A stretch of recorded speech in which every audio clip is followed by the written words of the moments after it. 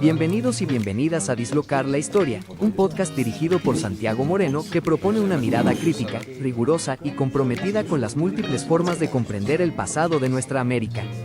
En cada episodio, exploraremos archivos, memorias, ideas y debates que desafían las versiones oficiales de la historia, abriendo espacio para nuevas preguntas y otras maneras de narrar nuestra experiencia colectiva.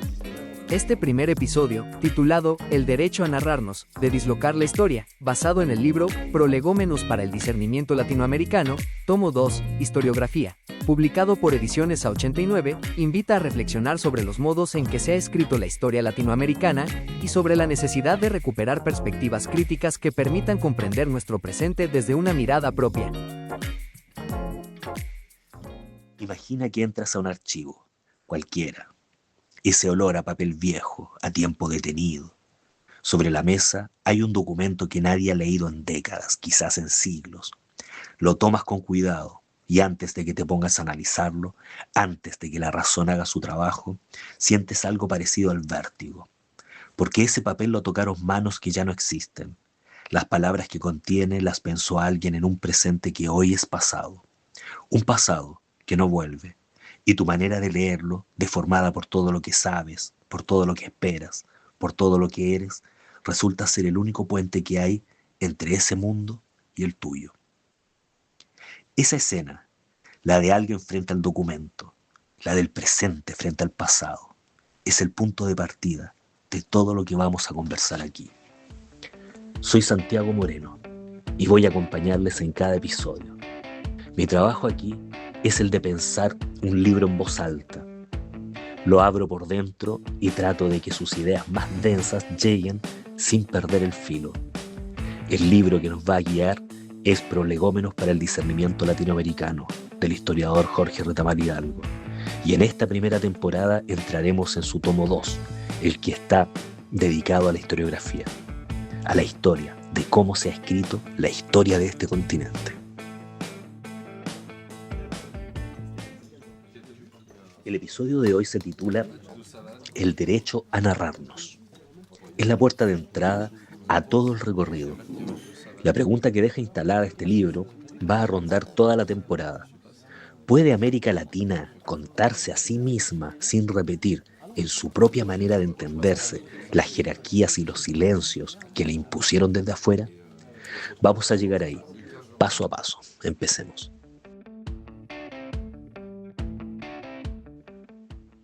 De entrada quiero hacerte una pregunta, la que cualquiera, con algo de escepticismo me haría. Si quiero hablar de América Latina, ¿por qué me pongo a estudiar cómo se ha escrito su historia, en vez de contar directamente la historia? ¿Por qué una historia de la historiografía y no simplemente una historia del continente? Una sociedad se cuenta a sí misma en el tiempo, y esa manera de contarse es una de las cosas que la hacen ser lo que es. Piénsalo un momento con tu propia vida. Lo que te hace ser quien eres es, en buena medida, el relato que armas con lo que te pasó.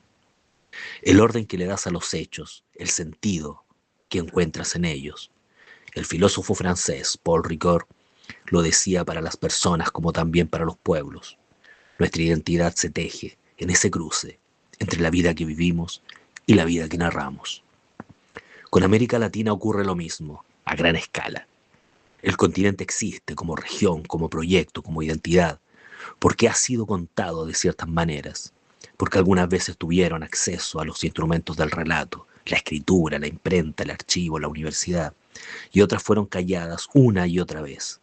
Estudiar cómo se ha narrado el pasado latinoamericano es entonces meterse en la cocina, donde se fabricó todo lo que creemos saber sobre nosotros mismos, los silencios incluidos. Dislocar la Historia es una producción de la Fundación Falla, Facultad de Artes y Letras Libres Americanas, con sede en Valdivia, región de Los Ríos, Chile. Falla es una institución cultural dedicada a la formación, la investigación y la difusión del pensamiento crítico latinoamericano, desde una perspectiva decolonial y de género. Estás escuchando el episodio 1, El derecho a narrarnos, con la voz de Santiago Moreno. Solemos pensar que América Latina es una cosa que está ahí en el mapa, anterior a cualquier relato, Un dato geográfico. El historiador mexicano Mauricio Tenorio Trillo demostró algo importante. La idea misma de América Latina como una unidad con historia e identidad propia es un invento del siglo XIX, una construcción que respondía a intereses muy concretos de las élites criollas de la época. Eso no borra que el continente exista, que compartamos memoria, dolores, proyectos comunes, pero obliga a hacer algo antes de seguir, mirar con lupa las palabras con las que organizamos nuestro propio pasado, para dejar de usarlas como si fueran evidentes, porque las categorías con las que contamos la historia cargan con la historia de quienes las inventó y para qué lo hicieron.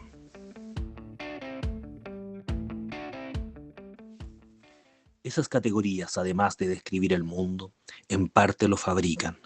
Cuando un cronista decide que un pueblo es bárbaro, esa palabra tiene fuerza propia, fabrica de antemano la justificación de lo que vendrá, la conquista, el despojo, la evangelización forzada. Cuando el Estado del siglo XIX decide que ciertos habitantes son indios y otros son ciudadanos, la palabra reparte destinos. Nombrar muchas veces es producir. Y una buena parte de la historia de América Latina se jugó ahí, en quién tenía el poder de poner los nombres.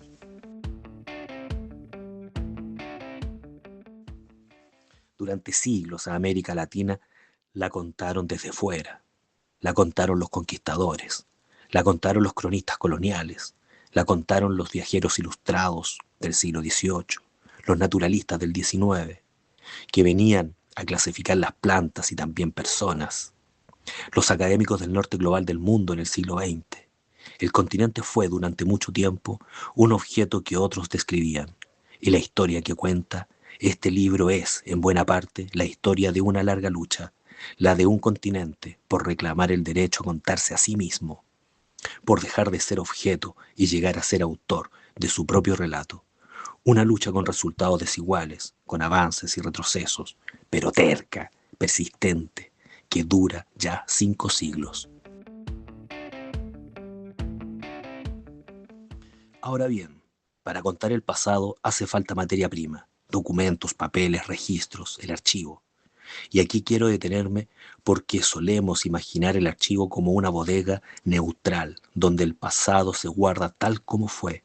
Las cosas son distintas. El filósofo francés Jacques Derrida le puso nombre a esto, lo llamó mal de archivo. La idea es sencilla pero penetrante. Todo archivo, al mismo tiempo que conserva, también destruye. Cada vez que alguien decide qué guardar, decide también muchas veces sin decirlo qué se puede perder. El archivo funciona como una institución que elige, con criterios que se presentan como técnicos pero que son profundamente políticos. ¿Qué merece llegar al futuro?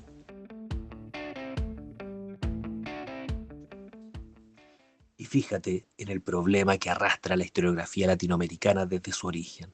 Los archivos con los que trabaja el historiador y la historiadora del continente fueron construidos por los poderes que lo organizaron. Los archivos coloniales de España y Portugal, los de los estados nacionales del siglo XIX, los de las universidades del siglo XX, todos guardan lo que esos poderes consideraron digno de guardarse. ¿Y qué pasó con el resto? Pensemos en las voces que el archivo casi no guardó, las voces indígenas que los cronistas registraron solo para justificar que había que convertirlas o someterlas, las memorias de los africanos esclavizados que sobrevivieron en los quilombos y los palenques y rara vez llegaron a los papeles del Estado que los perseguía. Las mujeres, que el archivo anotaba apenas como excepción o como víctima, los saberes de las comunidades rurales que la historia oficial del siglo XIX convirtió en folclore para no tener que tratarlos como historia.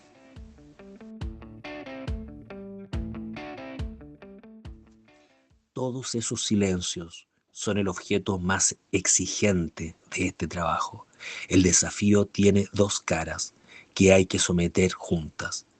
Una es leer lo que el archivo dice. La otra, mucho más difícil, es aprender a escuchar lo que el archivo calla. Y eso, te lo adelanto, nunca se logra del todo. Los silencios del archivo se resisten a ser dichos completamente. Uno puede señalarlos, rodearlos, nombrar su forma, poseerlos por dentro. No, vivir con esa imposibilidad es parte del oficio. Vidas que narran, producido por Tamuré Pozo, es una sección que rescata historias de vida y testimonios para comprender la historia desde la experiencia y la memoria de sus protagonistas. Abrimos aquí una sección que va a repetirse a lo largo de la temporada. La llamamos Vidas que narran, y en ella nos detenemos en la biografía de alguien que marcó, con su trabajo, la manera en que América Latina se cuenta a sí misma. Porque detrás de cada relato hay una vida, una formación, un lugar desde donde se mira. Hoy le toca a quien va a ser el compañero de ruta de toda esta serie. Se llama Sergio Guerra Vilaboy, historiador cubano nacido en La Habana en 1949. Se licenció en Historia en la Universidad de La Habana y se doctoró en la Universidad de Leipzig, en Alemania, donde se formó en la escuela del historiador Manfred Kosok, un maestro de la historia comparada. Con esa herramienta, la de comparar procesos entre países en lugar de encerrar cada nación en su propia burbuja, Guerra Vilaboy ha construido una obra enorme. Más de 20 libros y cientos de artículos sobre la historia de América Latina, entre ellos su nueva Historia Mínima de América Latina, pensada como una biografía del continente entero. Dirige el Departamento de Historia de la Universidad de La Habana y es figura central de ADILAC, la Asociación de Historiadores Latinoamericanos y del Caribe, de la que hoy es presidente de honor. En 2017 recibió el Premio Nacional de Ciencias Sociales y Humanísticas de Cuba, el máximo reconocimiento de su país en esa área. Que lo tengamos como interlocutor tiene una razón de fondo. Cuba es un cruce de caminos, lo caribeño, lo hispanoamericano, lo afro-latinoamericano, lo marxista, todo confluye ahí y desde ese cruce el continente se ha mirado a sí mismo de maneras muy lúcidas. Guerra Vilaboy ha dedicado buena parte de su vida a hacer un balance de largo aliento sobre cómo se ha escrito la historia en América Latina. Ese balance es una de las brújulas que vamos a seguir usando episodio tras episodio.